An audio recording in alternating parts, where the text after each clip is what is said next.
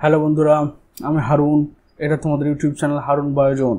আজকে আমি এই ভিডিওতে ক্লাস 11-এর চ্যাপ্টার সেল জীবনের মূল একক এখান থেকে মেসোক্যারিওটিক সেল সম্পর্কে আজকে আমরা আলোচনা করব। তো চলো দেরি না করে আমরা শুরু করি। আমরা প্রথমত জীব কোষকে তিনটে ভাগে ভাগ করি, একটা প্রোক্যারিওটিক, মেসোক্যারিওটিক এবং ইউক্যারিওটিক। প্রোক্যারিওটিক মানে হচ্ছে যারা আদি নিউক্লিয়াস যুক্ত, তাদের আদিম নিউক্লিয়াস থাকে। কিন্তু মেসোক্যারিওটিক হচ্ছে প্রোক্যারিওটিক এবং ইউক্যারিওটিকের মধ্যবর্তী, মেসো মানে মিডল, মধ্যবর্তী পর্যায়ের জীব। আর ইউক্যারিওটিক হচ্ছে সবচেয়ে অ্যাডভান্স টাইপের জীব, যেখানে আদর্শ নিউক্লিয়াস থাকছে। এখানে মেসোক্যারিওটিকে কিন্তু আদর্শ নিউক্লিয়াস থাকে, কিন্তু এদের নিউক্লিয়ার ডিভিশনটা পুরোপুরি তোমার প্রোটিস্টার মনের মতো বা প্রোক্যারিওটিকের মতো হয়। The mesokaryotic is derived from the Greek word meso and karyon, means meso intermediate, karyon means nucleus. The mesokaryotic cell is intermediate cell of prokaryotic eukaryotic cell. The prokaryotic কোষ এবং ইউক্যারিওটিক কোষের মধ্যবর্তী পর্যায়ে হচ্ছে মেসোক্যারিওটিক সেল। প্রথম dodge 1966-এ প্রথম mesokaryotic sell আবিষ্কার করেন এবং দেখেন যে তার মধ্যে ইন্টারমিডিয়েট নিউক্লিয়াস রয়েছে, অর্থাৎ প্রোক্যারিওটিক নিউক্লিয়াস এবং ইউক্যারিওটিক নিউক্লিয়াসের মধ্যবর্তী পর্যায়ের নিউক্লিয়াস রয়েছে।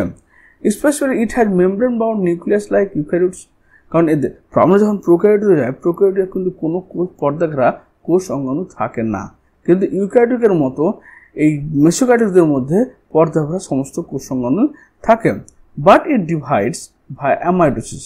কিন্তু প্রোক্যারিওটিকদের মধ্যে কি বৈশিষ্ট্য, যারা অ্যামাইটোসিস পদ্ধতিতে ডিভাইড করে, অর্থাৎ উইদাউট অ্যামাইটোসিস কিরকম, যে নিউক্লিয়ার পর্দা বিলুপ্ত হয় না এবং এখানে কি হচ্ছে বেমতন্তু তৈরি হবে না, যেহেতু এদের মধ্যে সেন্ট্রোজোম থাকে না।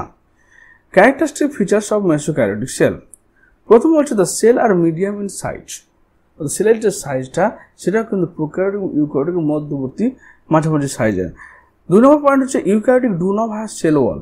তাহলে ইউক্যারিওটিক কোষে কোনো সেল ওয়াল থাকে না ওই মেসোক্যারিওটিক কোষে, যেখানে প্রোক্যারিওটিক কোষে তোমার থাকলো ফ্লাজেল্লা পেপটাইডোগ্লাইকান। কিন্তু এখানে কি হবে, উদ্ভিদের ক্ষেত্রে কোনো রকম সেল ওয়াল থাকে না, শুধুমাত্র এই মেসোক্যারিওটিক সেলগুলো পেলিক্যাল বা থিকা একটা প্রোটিনের আবরণ দ্বারা আবৃত থাকে।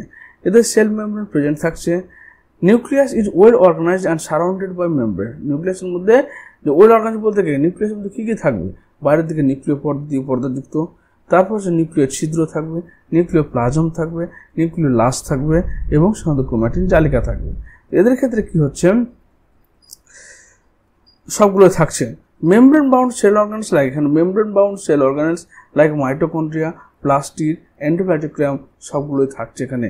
অর্থাৎ একটা ইউক্যারিওটিক কোষে যেমন মেমব্রেন বাউন্ড সেল অর্গানস রয়েছে, এদের ক্ষেত্রে কিন্তু একই জিনিস রয়েছে। তারপর the ribosome in the cytoplasm are 80s type.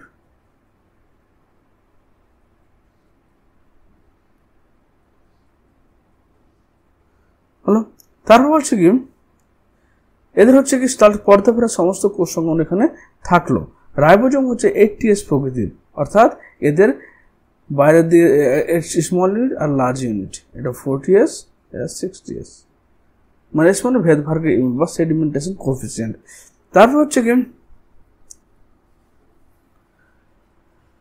The chromosome is present the histone protein. কিন্তু এখানে একটা পয়েন্ট লক্ষ্য করার মতো, এদের মধ্যে histone protein is completely absent.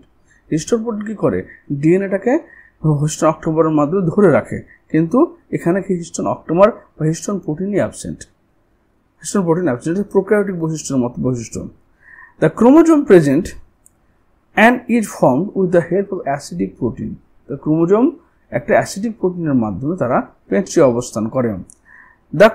The centrosome is absent in the cytoplasm. এদের প্রধান বৈশিষ্ট্য হচ্ছে এদের সেন্ট্রোজোম থাকে না, আর সেন্ট্রোজোম থাকে না বলেই কোষ বিভাজনের সময় স্পন্ডেল ফাইবার তৈরি হয় না। তারপর cell division ochre through the method of amitosis. Amitosis মানে যেখানে নিউক্লিয় পর্দার বিলুপ্ত ঘটবে না এবং তোমার হচ্ছে কি নিউক্লিয়াস সিম্পল দ্বিবিভাজন পদ্ধতির মাধ্যমে বিভাজিত হবে। Flagella are present and consist of filament. Flagella থাকছে, ফ্লাজেল্লার সঙ্গে একটা ফিলামেন্ট তারপর পয়েন্ট হচ্ছে flagella present and consist filament, the presence of chloroplast in the cell content photosynthesis. এদের সালোকসংশ্লেষণকারী রঞ্জক পদার্থ থাকে, সেটা কার মধ্যে থাকছে, এটা ফটোসিনথেটিক পিগমেন্ট থাকছে। তারপর পয়েন্ট হচ্ছে রেসপিরেটরি এনজাইম আর প্রেজেন্ট সাইট অফ মাইটোকন্ড্রিয়া। তো যেহেতু এদের মধ্যে কি প্রতিটা কোষ অঙ্গন রয়েছে, তাই কোষ অঙ্গন সাইটোপ্লাজম মাইটোকন্ড্রিয়ার মধ্যে তোমার একটা সাইট মাইটোকন্ড্রিয়া। এক্সাম্পল ডিনোফ্লাজেলা, যে পরিষ্কার আমরা হচ্ছি যে অ্যানিমাল লাইক পরিষ্কার, সেখানে হচ্ছে কি ডাইনোফ্লাজেলা। Prominent example of mesokaryotic organisms. Some marine algae also exist mesokaryotic. The marine algae মধ্যে প্রোটোজোয়া, যেটা তোমার প্যাক প্রেজেন্ট করতে পারে। In dikaryotic Peridinium gymnodium, a nucleus is peculiar form called dikaryon. Dinokaryon মানে হচ্ছে দুটো একটা কোষের মধ্যে দুটো নিউক্লিয়াস সেপারেট ভাবে থাকবে। Dinokaryon is a main group of Dinoflagellata. তো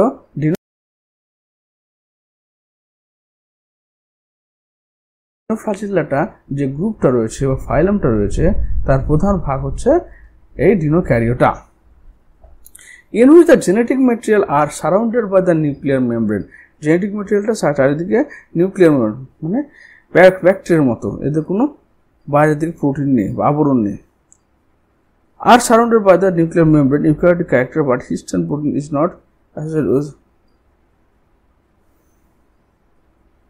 এই হলো আজকে আমাদের মেসোকারিওটিক কোষের বৈশিষ্ট্য। আশা করি তোমাদের এই ভিডিওটা উপকার আসবে। ভিডিও দেখার জন্য তোমার ধন্যবাদ। Thank you.